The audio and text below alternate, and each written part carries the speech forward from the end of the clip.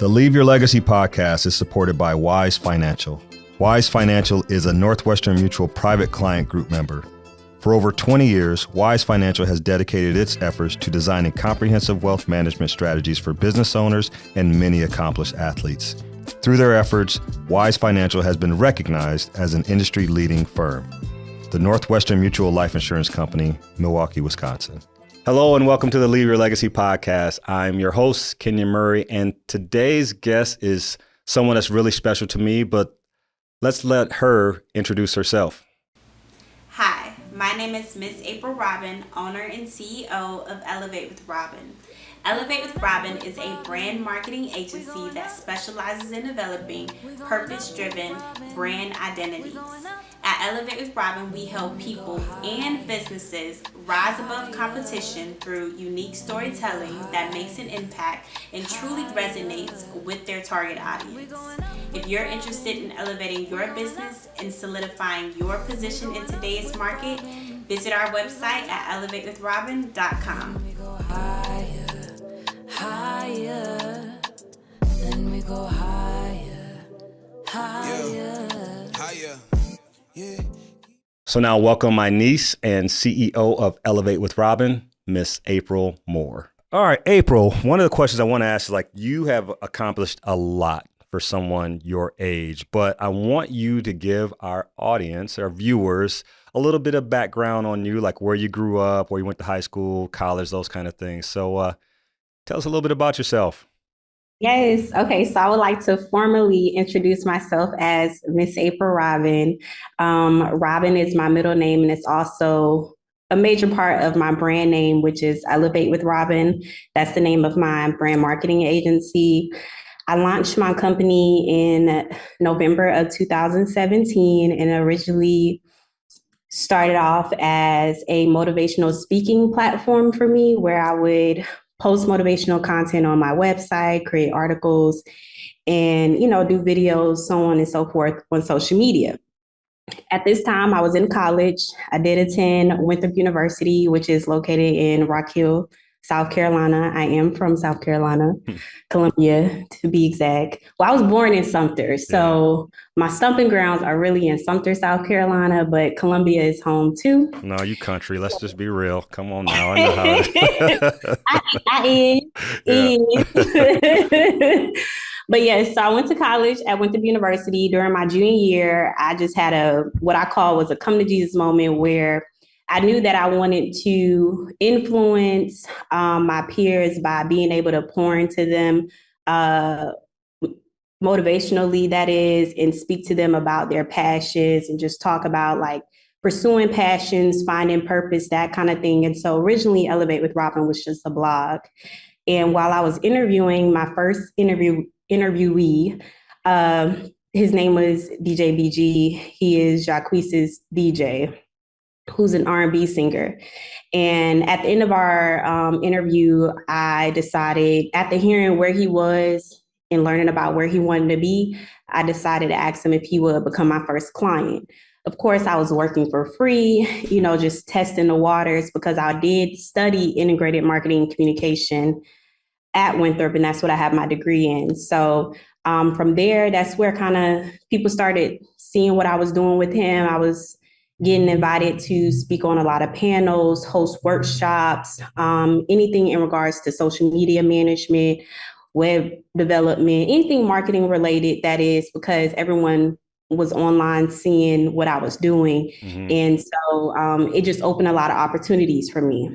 From there, I just was super intentional about building my resume, building my credibility, continuing to go to conferences, workshops for myself, and, also hosting events and things like that, that was marketing related, to get me up to the point once I did graduate, which was in May of 2019, I landed my first commercial client. Mm-hmm. So I was working with a luxury car wrap and tinting service business in Charlotte, North Carolina, and I had the opportunity to do their rebrand. I planned and executed their 1-year anniversary event. And so they were going from economy to luxury, right? And so I was able to help them make that transition. And then since then, I've been going pretty steady with just working with a plethora of different clientele, and it's truly my passion. Um, and I'm just super excited. Yeah. No, it is. I mean, that's the thing. Like people, I mean, everything you just talked about, people would think you're in your 30s, but I mean, you're 27 now. All right. I will be next Next month. month. Okay. All right. I'm a little bit ahead. So bad uncle right there. Um, but I think one of the things I want to go back to was like, you're the youngest, in the family, you've got, three older siblings. And so what was it? Okay. Tell me the good and the bad about being the youngest in your Well, family, not overall, in your family. okay, so the good thing about being the youngest is by the time your mom has her fourth child, she tends to get it right. I And like that. so I would say that I definitely had more opportunities in the sense of my mom being really hands-on with me ever since I was a child. And so like she was just heavily involved in my development when I was young at home, sitting me in front of the computer, sitting down with me, teaching me things, that kind of thing. And I'm my father's only child. So my three siblings, they have their own dad, and then I have my own dad. So And you so you already spoil know rotten. Yeah, I know. You I am spoil very much rotten. so rotten. Okay. My dad and my mom, they did a really good job, and they still do. They still do. Yeah, yeah, As far as supporting me. But those are really the perks. But just again, my mom, she was super hands-on with me. My dad, uh, just as much too. It was really an even balance. My mom is that emotional, mental support. My father was the financial. gotcha. We, All the way. We did a lot of fun stuff yeah, too, but yeah, that was the benefit from that. The bad thing is that um, there was an age gap, and so I really didn't grow up school wise mm, with my siblings. I never really connected with them on a mental level because we were always in different state of minds, and yeah, so like they couldn't really relate to me. They weren't interested in relating to me, and so I kind of had to figure a lot of things out on my own. yeah. And so I was either having those type of conversations with my peers. I may have attempted to have some conversations with my parents, but I doubt it. But that would be the main two things about the good and the bad. Yeah, and that's the one thing too. I think, like you were saying, with the attention, the one-on-one that you got with your mom. When you talk about academically, you've always been a really good student too, and then you go on to college, and one thing I want, like, you were involved in a ton of stuff. I know you were like Yes. president of this, president of that. Like you mentioned earlier that you wanted to be able to pour into your peers. Was being part of so many organizations, especially Black organizations helping young Black students, was that something that you went into college saying, hey, this is what I want to do? Or was it something that just kind of grew on you as you saw the opportunities there for leadership opportunities at the college level? I just kind of want to know what drove you to be so involved at such a young age.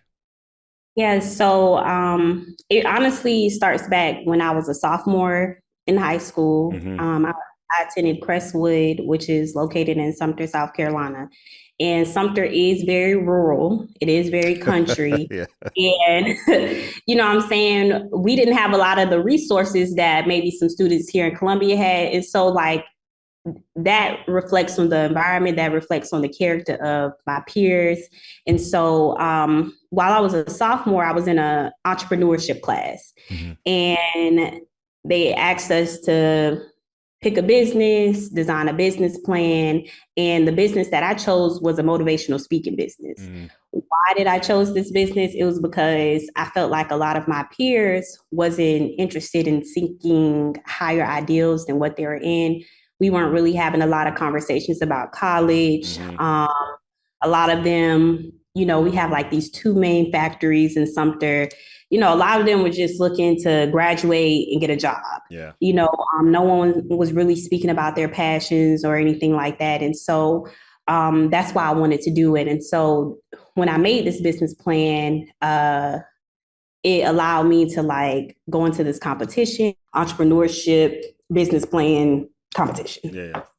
And I ended up winning the first prize because, my peers, of course, they were doing like sneaker businesses, t-shirt businesses, the Like the stuff that surface they knew, right? these aren't great because they could be passionate sneaker wearers and so on. Yeah. But I think because I always wanted to make an impact, and it just really caught the eyes of my teachers and the other leaders at my school. And so I always carried that with me. And I know my dream is to get paid to speak. Yeah. I would love to be a motivational speaker full time one day and have my marketing agency on autopilot. But yeah, so in November 2017, I was able to align what I was passionate about, which was motivational speaking, motivating my peers to dig deep into what they're passionate about, figure out how they can pursue it and capitalize on it, right? With what I was getting my degree in, which was integrated marketing communication. I said, well, since I love motivating my peers, why not assist them in the development of these brands and help them market themselves so they can accomplish their goals? And that's really good. One thing that is very, very prominent is you talking about passion and purpose. And I think in today's age, there's so many more opportunities for those who are looking at careers to turn their passion into a profession. And I think in that you find purpose. Do you feel, as an almost 27-year-old, that a lot of your peers are still searching for their passion or their purpose? Because I feel like as a almost 50-year-old, that there are some people even my age that may have thought it was one thing, but they've had to pivot. Are you seeing people your age in this new world have maybe more difficulty finding what their passion and purpose is?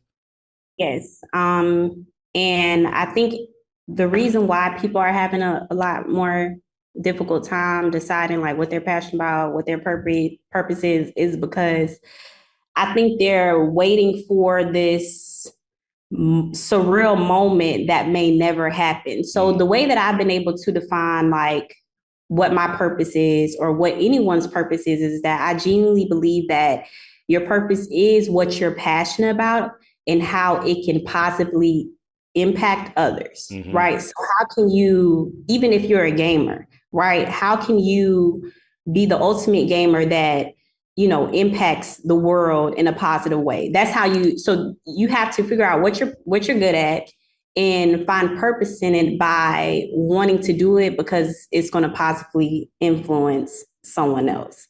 And so to answer your question, yes. I mean, originally I went to college to study biology, and that's because I was going to be a dentist. Yeah, that's our family. Who are dentists. Then I was like, well, I don't like science.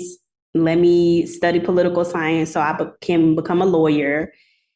Wasn't happy with that. And I was doing that because I knew that this would have made my parents proud. This was easier for them to understand and, have faith that I would be able to succeed. And so I went undeclared and I was like, let me just figure it out. And then I came across IMC, which was integrated marketing communication, which was a reflection of some of what the program offered was reflecting a lot of the roles and committees I was like wanting to be on and involved in the different organizations at school. And I was like, oh, I could be on the social media management team. Oh, I could be on the events and planning team. And it just kind of all came together. And so to answer your question, yes. But I think it's the only reason why is because people have trouble with figuring out how to capitalize on their passions and wanting to find purpose in that. Yeah, no, that's a great answer. And I'm going to ask you this too, because now Iowa's different than South Carolina, where you're talking about demographics and things like that.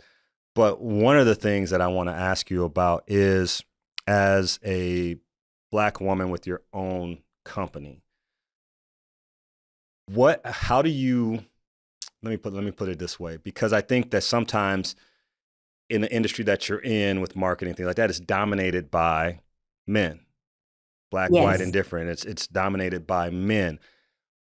What's your attitude towards that, and how do you maybe offset some of the preconceived notions when it comes to a woman that owns her own company is kind of paving her own way. Do you find a lot of roadblocks in that, or do you feel like you have to go above and beyond because you are a woman in an industry that's dominated by men?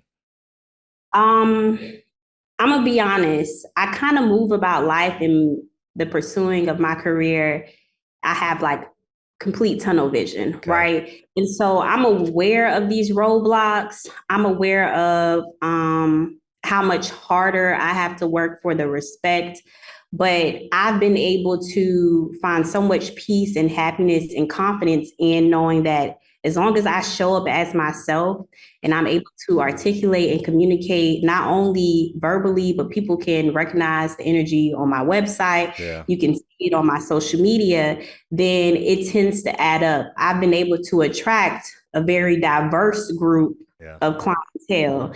And so I think that what has helped me is that ever since I was a child, like I've always sat in the first row in the classroom. Like I always wanted to be first to volunteer. So I've always had the confidence to be an entrepreneur. I can't remember what happened or why, but I know one day my dad was telling me, and I was in high school, he was like, April, you're not going to be able to work for anybody. I probably had an attitude about something. He was like, you're not going to be able to work for anybody. And that stuck with me. He was like, you don't like being told what to do. But I was like, but I never thought this would have even been in my cards to be building a marketing agency, right?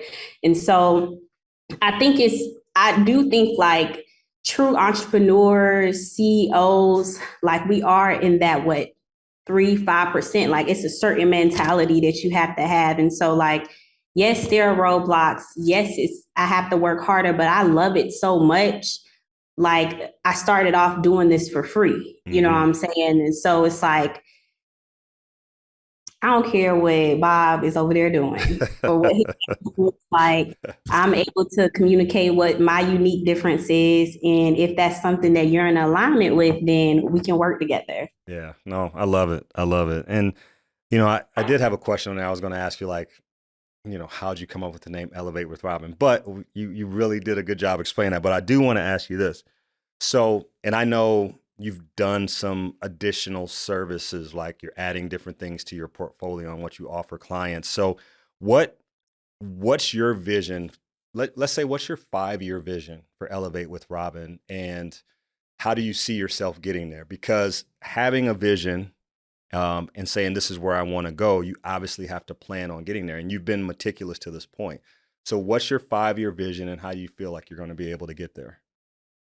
Okay, so 5 years from now, I would definitely be in CEO status. Right now, just like many entrepreneurs who are just starting out, and it's crazy because I've been doing this for 5 years and I'm still learning and it's still new and I'm still trying to establish a lot of my foundation. But you wear a lot of hats. You know what I'm saying? I'm learning how to grow the business from a entrepreneur standpoint, understanding accounting, understanding the logistics of being a CEO and figuring out how to operate the operation side of the marketing.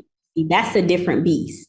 But I also do a lot of the work. And the reason why I do a lot of the work, and of course, I'm in that place where it's like, okay, like I've started outsourcing things here and there, but the outsourcing is tricky, right? Because ideally, you would have a team who's able to understand what your vision is, how you like, your relationship to be with your clients, the type of work you like to produce. And I'm very specific. And so I do end up doing a lot of the things myself because I haven't been able to find that solid or build a solid team. And so like within the next 5 years, I will be done with outsourcing, which just means that I contract some of the work that I do. And I would have my own payroll employees for my agency, and then being able to hold things down themselves. Every role that I'm aware of that's needed within the marketing agency will be fulfilled. And everything will be operating as one band, one sound. They will understand the standard of work that I expect. and the type of relationships that I have with my clients. And so that's the main thing. I just really want to be operating as a CEO. I don't want to be hands on as much with the actual marketing work, Yeah. but I want to have train my colleagues to be able to really live out what it is that I want Elevate with Robin to be. And don't get me wrong, along the way, I've had a team. Yeah. I've had many team members and then they've gone. I've, formed other relationships where they're just being contracted, so on and so forth. But it's all a learning experience. And so it's going to happen. A lot of people contact me now, wanting to work, at Elevate with Robin. And so it's just like once I'm able to operate fully in that space, I do believe like 5 years from now, everything will be on autopilot for me. No, that's awesome. That's awesome. No, and I see it coming too. I mean, like you said, you're adding different things as far as offerings to your clients, and that's great. But you talk about hats. For me, the most important hat that you wear is mom. So, Yes. how has becoming a mother to Cairo changed you? Yeah, so Cairo, that is my almost year-old son, Yeah. my beautiful baby. But he changed my life. He changed my mentality. He has aged me. You know what I'm saying? I think right now I'm already in my 30s. Gotcha. Just because of the level of responsibility it is to be a mom, but also just who he inspired me to become. You know Right. what I'm saying? Like I lived, I had the opportunity to live a certain lifestyle because of who my parents are. And I've always wanted to maintain that or even have better. Right. And so it's just like there's a certain type of life that I know that my parents provided that. So that's already the basic standard. But there's so much more that I want and that I want him to have as well. And so he's just really inspired me to work harder. I work very hard. I'm always in front of my computer, always trying to figure out, like what new goal can I accomplish? He's just allowed me, honestly, to become disciplined. Yeah. I lacked discipline prior to having my child. Um, That sounds kind and of funny because of everything that you did. You say you still lack discipline, even though I you had did. I success. did. Yes, and that's because it was almost when you only have you to worry about, you move about life Right. differently. Right. Okay, that's just really what it is. And so it's just like you take more risk. You're like, that doesn't, so it's just like, but now I'm like, no, like I have to do this. I'm very much so organized. I feel like I'm a real adult. I have officially become an adult because I am a parent. Right. Okay. Right. You don't have kids. I'm sorry, you are a little childish. Yeah, it does. It's different. Because It's different. when you only responsible, it's a different world out Yeah. here. And so it's just like I feel like I'm more responsible. I understand finances more. I understand how important it is to know what your goal is, but how to map out how are you going to achieve it Right. and just remain disciplined. Like I want to be healthier for him. And I want to have more for him. I know what type of life I want to have as his mom. And so it's like I have no choice but to get there. So Right. he's really responsible for that because prior to me getting pregnant, I would say I was kind of still cruising through life like, yeah, Elevate with Robin is my thing. It's going to happen. But I was kind of just taking my time, not being super focused. Yeah. Now I'm locked in, Yeah. and things been going well since. So I'm excited. And, hopefully within the next 2, 3 years, I would have, gotten where I need to be so me and him can start living our best Yeah. lives. Well, it's interesting because I know you had another job and you're working for Amazon, and one of the things you were like, if I can get this number of clients like here, then I know that I can kind of leave that and focus. So Right. even like that, like that's one of those things where you knew like, okay, as a new mom, that wasn't really flowing for you, Right.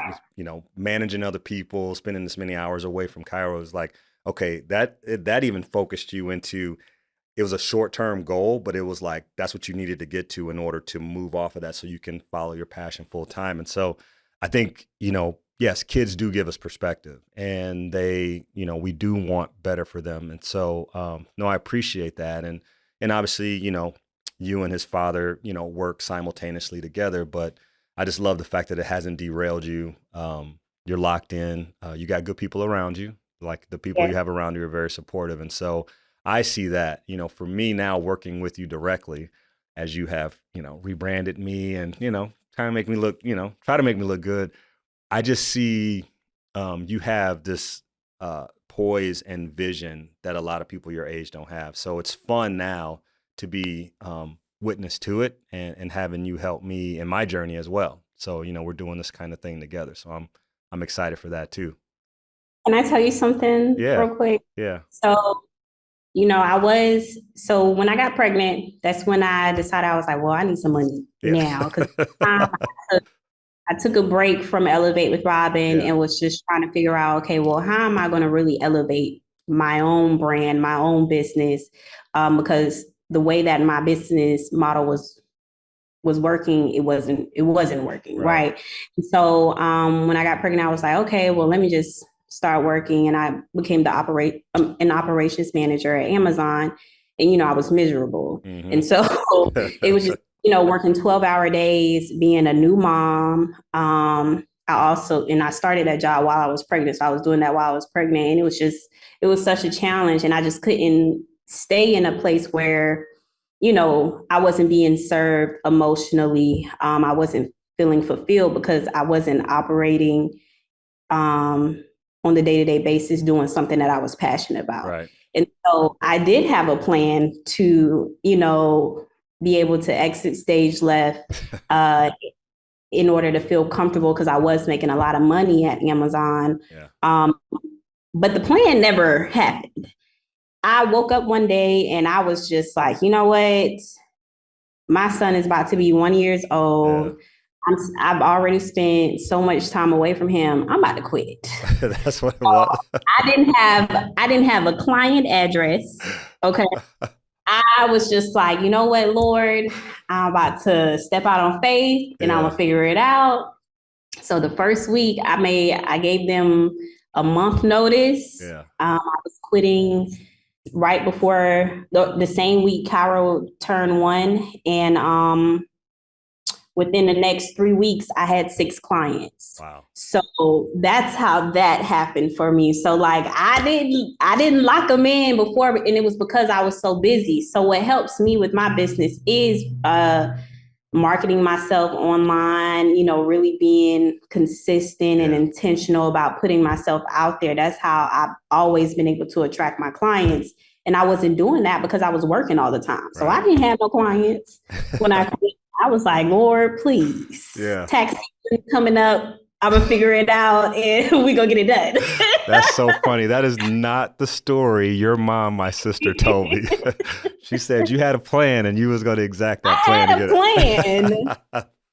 No one knew that plan wasn't locked in but me. But now I can tell everyone, like, after I quit, I had 6 clients, and I was able to, get everything going. No, I mean, but that's cool though. I mean, honestly, like you said, sometimes you have to step out on faith. Like you just don't know. It feels right, but you still don't know. And I think that's probably what's really scary for people, is that they want to know what that next step is, and sometimes you don't. Sometimes it's a feeling. Sometimes and I think more than anything is having confidence in yourself. Knowing what you want to do, knowing how you have to grind, and then locking in and doing it. So that's a pretty interesting story. I'm glad you shared that with me. I said, well, let me be honest. Yeah, just be honest. No, it's cool. This is called the Leave Your Legacy podcast. And one of the questions I ask all my guests is like, what does leaving a legacy mean to you? One of the things that people don't know, I don't think I've shared a lot of it, is just how deep our roots are in South Carolina. Like I'm from Columbia, South Carolina. I moved to Michigan. I grew up in Michigan. I came to Iowa. I've been in Iowa since 1992, which you've only been here once when you were in my wedding. But it's sometimes things happen that we we're not prepared for. Obviously, what happened with my mom, your grandma, I've been asking myself like why, why it happened. And, you get kind of emotional about it. But I also realized like in the last almost year, I have been to South Carolina and seen all of you more in the last year than I have probably in the last 20 years.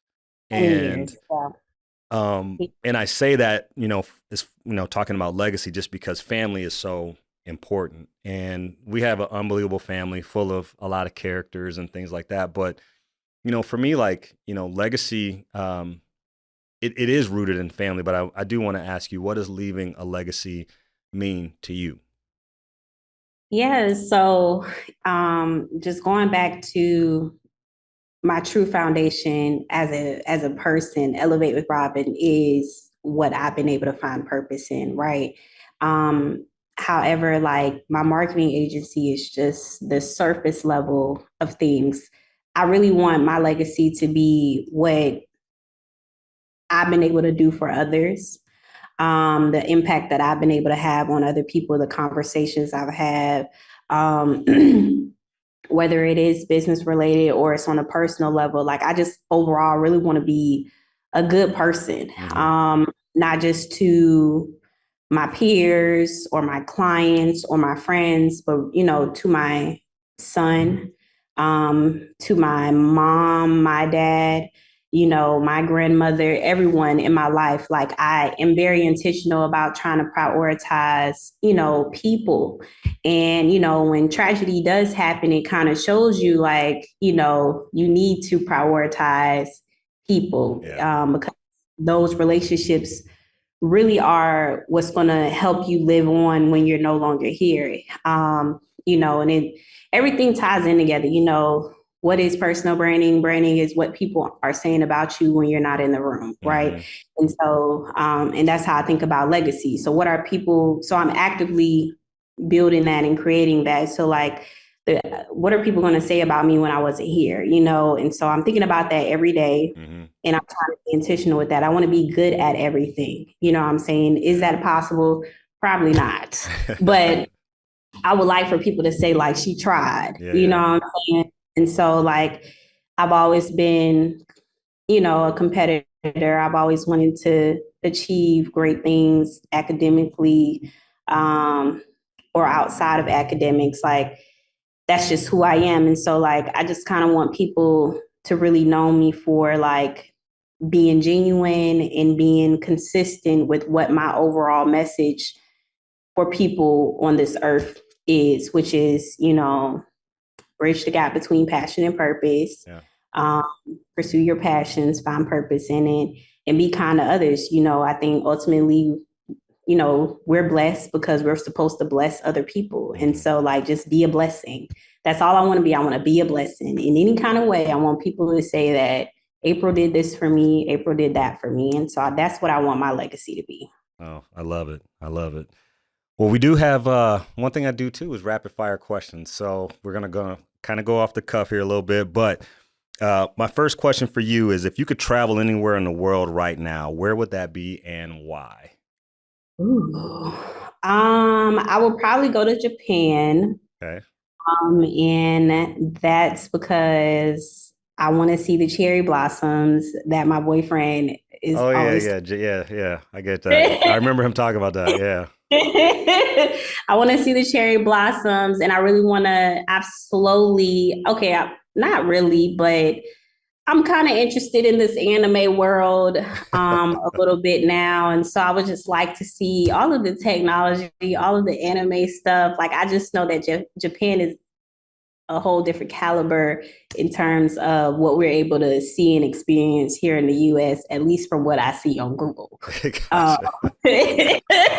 So Okay. I would like to go to Japan to see how beautiful the country is, and just explore all of the different technology things in the anime world. Gotcha. Gotcha. All right.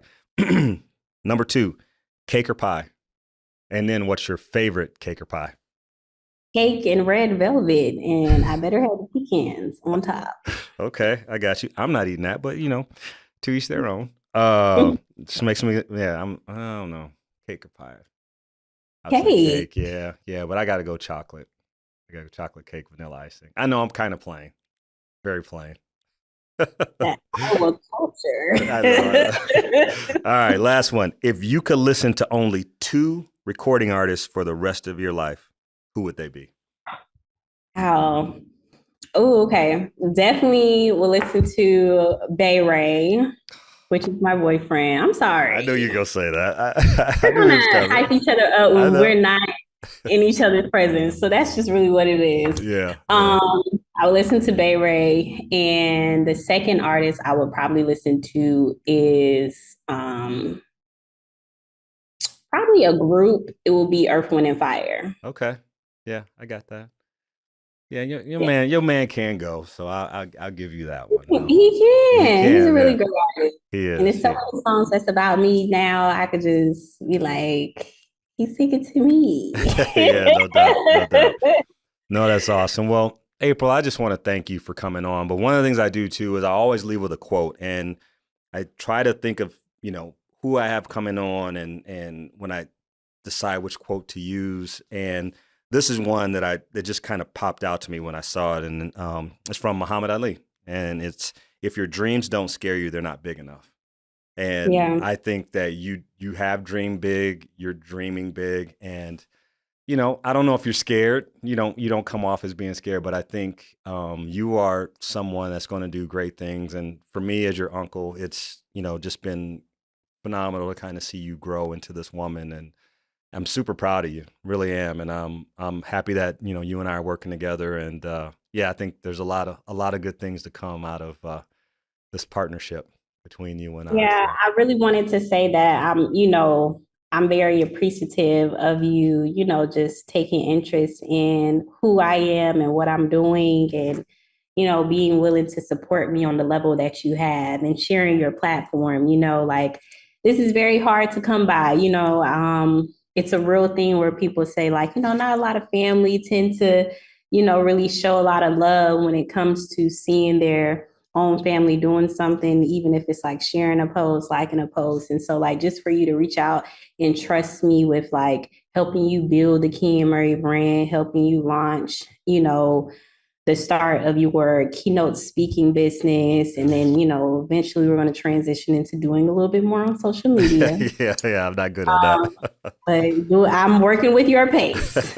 But I'm super grateful to be able to say, like, I did this with you, and I just want you to know that it really meant a lot to me. And I'm hoping that you're proud of the work that I have done and that I will continue to do for Yeah, you. it's been all right.